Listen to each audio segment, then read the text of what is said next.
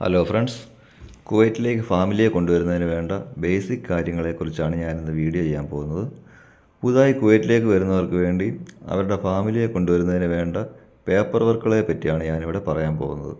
ഇപ്പോൾ കുവൈറ്റിലേക്ക് MOHലേക്ക് ഒരുപാട് നേഴ്സുമാരൊക്കെ വന്നുകൊണ്ടിരിക്കുകയാണല്ലോ. അവർക്കൊക്കെ ഈ വീഡിയോ തീർച്ചയായും ഉപകാരപ്പെടും എന്ന് ഞാൻ വിചാരിക്കുന്നു. ഞാൻ എൻ്റെ എക്സ്പീരിയൻസിൽ നിന്നുള്ള കാര്യങ്ങൾ ഷെയർ ചെയ്യാം. ഒന്നാമതായി, സ്പൗസിനെയും രണ്ടുപേരുടെയും പാസ്പോർട്ടിൽ ഉണ്ടായിരിക്കണം. അറ്റ്ലീസ്റ്റ് ഒരാളുടെയെങ്കിലും പാസ്പോർട്ടിൽ സ്പൗസ് നെയിം ഉണ്ടായിരിക്കണം.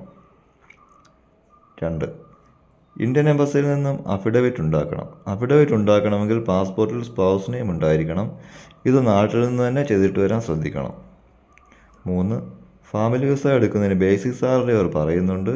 പക്ഷേ MOH സ്റ്റാഫിൻ്റെ കാര്യത്തിൽ ഈ സാലറി ഒരു വിഷയമായിട്ട് വരുന്നില്ല. അവർക്ക് അത്യാവശ്യം സാലറി ഉള്ളതുകൊണ്ട് തീർച്ചയായും വിസ കിട്ടുന്നതാണ്. അതുകൊണ്ട് അതൊരു പ്രശ്നമായിട്ട് വരത്തില്ല. 4, വിസ എടുക്കുന്നതിന് വേണ്ടി അറബിയിൽ ആപ്ലിക്കേഷൻ ടൈപ്പ് ചെയ്യണം. അതിനായിട്ടൊരു അറബിക് ടൈപ്പിംഗ് സെൻറ്ററെ സമീപിക്കുന്നത് നല്ലതായിരിക്കും. അതിനുവേണ്ട പേപ്പർ വർക്ക് എന്തൊക്കെയാണെന്ന് ഞാൻ പറയാം. 1, പാസ്പോർട്ട് കോപ്പി വേണം. 2, സിവിൽ ID കോപ്പി വേണം. 3, മാരേജ് സർട്ടിഫിക്കറ്റ് കോപ്പി. 4, അഫിഡവിറ്റ്, എംബസിയിൽ നിന്നുള്ള അഫിഡവിറ്റ് വേണം. 5, വർക്ക് പെർമിറ്റ് എന്ന് പറയും. അത് നമ്മുടെ സാലറിയൊക്കെ ഷോ ചെയ്യുന്ന ഒരു പേപ്പറാണ്. അറബിയിൽ അതിന് ഇത്നാമൽ എന്നും പറയും ഇതിന്. അല്ലെങ്കിൽ മിനിസ്ട്രിക്കാർക്കൊക്കെ ആണെങ്കിൽ MOH പറയുന്നത് സാലറി സർട്ടിഫിക്കറ്റ് എന്ന് തന്നെയാണ് പറയുന്നത്. കമ്പനിക്കാർക്ക് വർക്ക് പെർമിറ്റ് എന്നും പറയും. 6, ഫോട്ടോ വേണം. ബ്ലൂ ബാക്ക്ഗ്രൗണ്ട് ഫോട്ടോയാണ് വേണ്ടത്. 7, ബർത്ത് സർട്ടിഫിക്കറ്റ്. കുട്ടികൾക്കാണ് വിസ എടുക്കുന്നതെങ്കിൽ ബർത്ത് സർട്ടിഫിക്കറ്റ് വേണം. വലിയ ആൾക്കാർക്ക് അതിൻ്റെ ആവശ്യം വരുന്നില്ല. ഫോട്ടോ, പാസ്പോർട്ടിന് മാത്രമേ വൈറ്റ് ബാക്ക്ഗ്രൗണ്ട് കുവൈറ്റിൽ ഉപയോഗിക്കുകയുള്ളൂ. ബാക്കി സിവിൽ ID, റെസിഡൻസി, ഇതിനെല്ലാം ബ്ലൂ ബാക്ക്ഗ്രൗണ്ട് തന്നെയാണ് ആവശ്യം.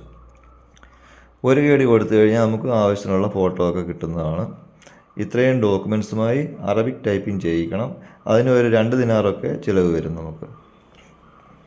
അറബിക് ആപ്ലിക്കേഷൻ റെഡിയായി കഴിഞ്ഞാൽ ജവാസത്തിലേക്ക് നമുക്ക് പോകാം. വിസ എടുക്കാൻ വേണ്ടി ജവാസത്ത് നിന്നാണ് എൻ്റെ ഓഫീസിന് പറയുന്നത്.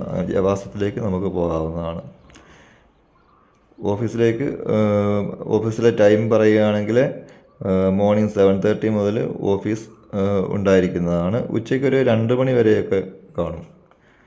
ജവാസത്തിലെത്തിയാൽ ആപ്ലിക്കേഷൻ കാണിച്ചിട്ട് ടോക്കൺ എടുക്കുക. ടോക്കൺ നമ്പർ അനുസരിച്ച് വിളിക്കുന്നതാണ്. ആദ്യം അവർ പേപ്പേഴ്സ് വെരിഫൈ ചെയ്യും. കംപ്ലീറ്റ് ആണെങ്കിൽ അകത്തേക്ക് വിടും. അകത്ത് പോകുന്നതിന് മുൻപ് സ്റ്റാമ്പ് കൂടി എടുത്തിട്ട് അകത്തേക്ക് പോവുക. 3 ദിനാറാണ് സ്റ്റാമ്പിന് എടുക്കുന്നത്. പേപ്പേഴ്സ് വെരിഫൈ ചെയ്യുന്ന സമയത്ത് അവരോട് ഒന്ന് ചോദിക്കുക എത്ര ദിനാർ സ്റ്റാമ്പ് വേണമെന്ന്. അവർ പറയുന്നതനുസരിച്ച് സ്റ്റാമ്പ് എടുത്താൽ മതി. അകത്ത് ചെന്നിട്ട് വീണ്ടും ടോക്കൺ എടുക്കണം. നമ്മുടെ നമ്പർ വിളിച്ചാൽ പെട്ടെന്ന് തന്നെ അവർ പേപ്പേഴ്സ് ചെക്ക് ചെയ്തിട്ട് വിസ അടിക്കുന്നതാണ്.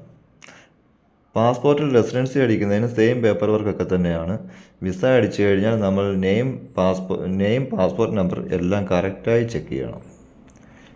എന്തെങ്കിലും ഡിഫറൻസ് ഉണ്ടെങ്കിൽ നമ്മൾ അപ്പോൾ തന്നെ അവരെ കാണിച്ച് ക്ലിയർ ചെയ്യണം.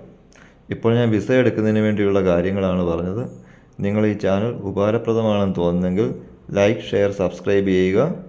ഞാൻ അടുത്ത വീഡിയോ റെസിഡൻസിയെ, സിവിൽ ID അതിനെക്കുറിച്ചൊക്കെ വിവരണം ചെയ്യുന്നതാണ്. Thank you.